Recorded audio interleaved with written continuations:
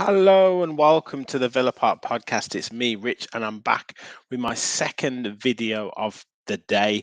And it is hotting up in the Villa universe, in the transfer rumours and transfer deals marketplace. So really exciting day, and I thought I had to get on and do a quick video. We are going to do a live show later on this week as well, covering all the news and our opinions, but I couldn't not get on and do a video. Um, because before early on today, if you haven't checked it out, then see, the Bodymore Bulletin covering Pau Torres, who we're obviously going to talk about in a second, the Villa Live information, and one or two bits with the players on international duty. But today, this one bit more of a transfer talk, because obviously there's been a lot of developments in the transfer rumours at Villa.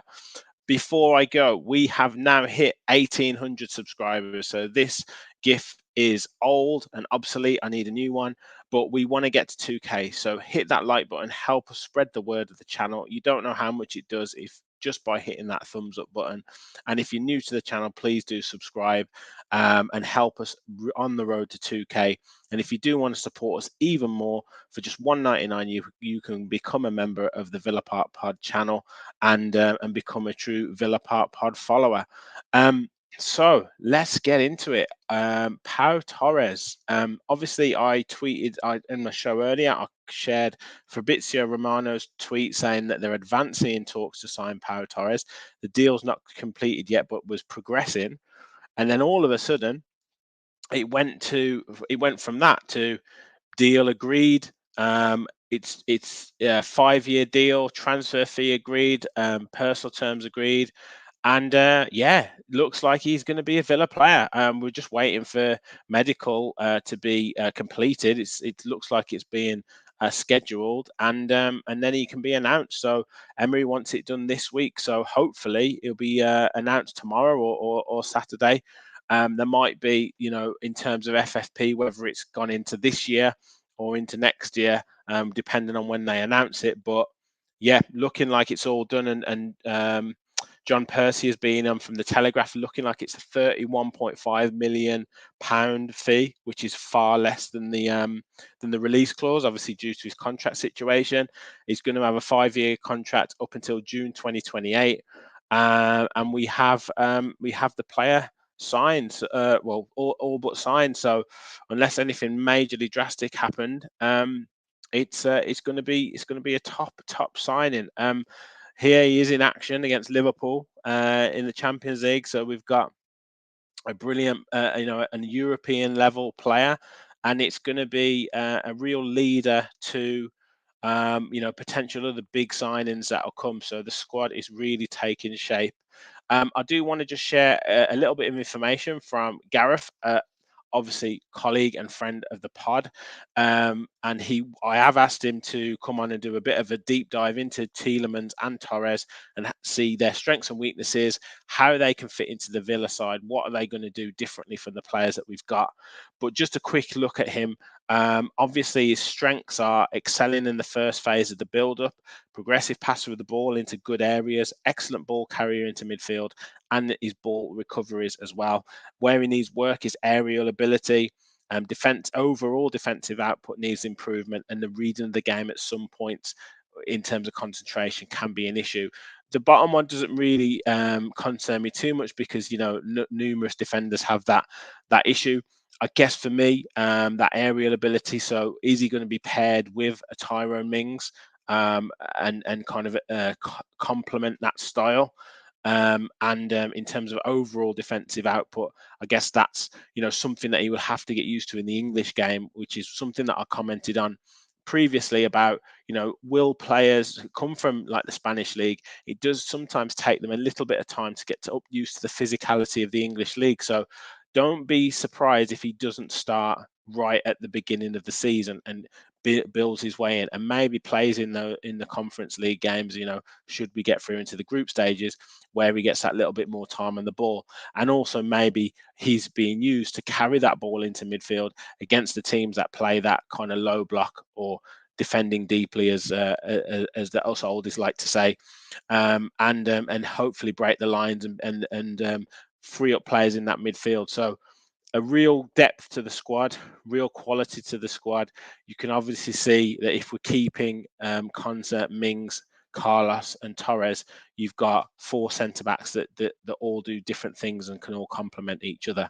So a fantastic signing, a real statement of intent, a player that Emery wanted. His number 1 target, according to Fabrizio Romano. So he's got his number 1 target, and now we can go after our other targets. Let me know in the comments your thoughts on Torres. I know some of you are a little bit more cautious to say, wait till he's holding up that Villa shirt. But for me, when they're reporting things like that, it's usually further on in the process than they're reporting. So, yeah, for me, it's all. I think the I's are dotted and the T's are crossed, and we're just essentially waiting for the photograph. So, yeah, great signing in my opinion. A real statement of intent, real quality in the squad, and for a great price. So now on to the other rumours, and Percy was commenting that we are potentially looking for obviously attacking positions, and 2 players he name checked, one being Brennan Johnson, and one being Harvey Barnes. Now, I can see validity in both those players.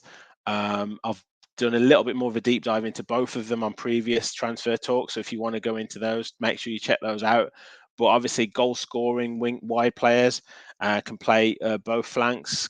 It can cut inside, can go outside, can even play through the middle. Brennan Johnson, obviously younger than Harvey Barnes, has maybe got that little bit more potential. Scored 8 Premier League goals in his first season in the Premier League.